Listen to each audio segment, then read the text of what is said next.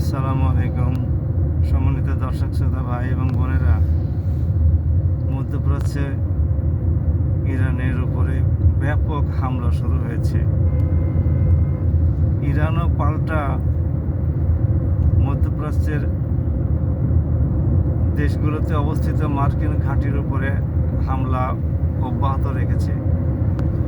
সেই সঙ্গে লেবাননের হিজবুল্লাহ, ইয়েমেনের হুতি এবং ইরান নিজে ত্রিমুখী হামলা চালাচ্ছে ইসরায়েলের উপরে।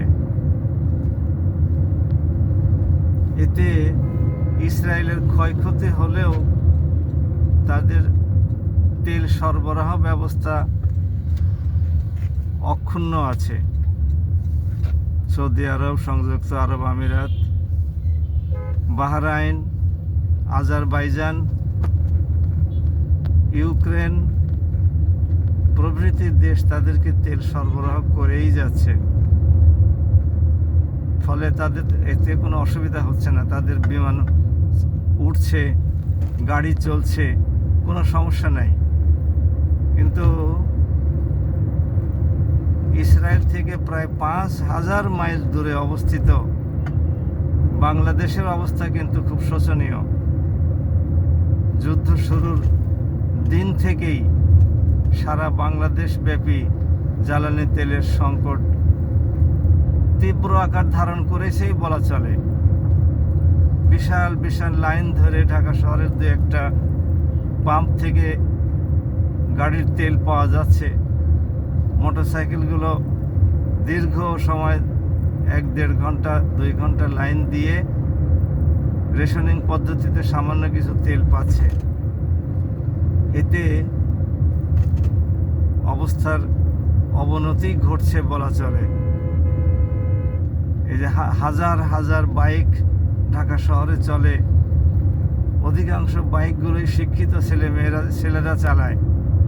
এই ছেলেগুলো বেকার। এই বাইক চালিয়ে সেখান থেকে যা সামান্য ইনকাম হয় তাই দিয়েই তারা সংসার পরিচালনা করে। যদি তেলের সংকট এরকমভাবে চলতেই থাকে, যদিও সরকার বলছেন যে বাংলাদেশে কোনো তেলের সংকট নাই, কারণ ইরান সরকার বাংলাদেশি কোনো জাহাজকে আসতে বাধা দেয় নাই, তারপরে তেলের সংকট তো কমছে না। মুষ্টিমেয় কয়েকটা পাম্পে তেলের লাইন তো দীর্ঘতর হচ্ছে। এই অবস্থা চলতে থাকলে আগামী কয়েকদিনের মধ্যেই সারা দেশে বিদ্যুৎ সংকটও দেখা দিতে পারে। আর যুদ্ধ আরও ভয়াবহ আকার ধারণ করলে হরমুজ এবং লোহিত সাগরের নিচ দিয়ে যে সাবমেরিন কেবল এসেছে, হুতিরা যদি এই সাবমেরিন কেবল কেটে দেয় তাহলে ইন্টারনেট ব্যবস্থা, কম্পিউটার সিস্টেম, প্রযুক্তি সমস্ত কিছু অচল হয়ে যাবে।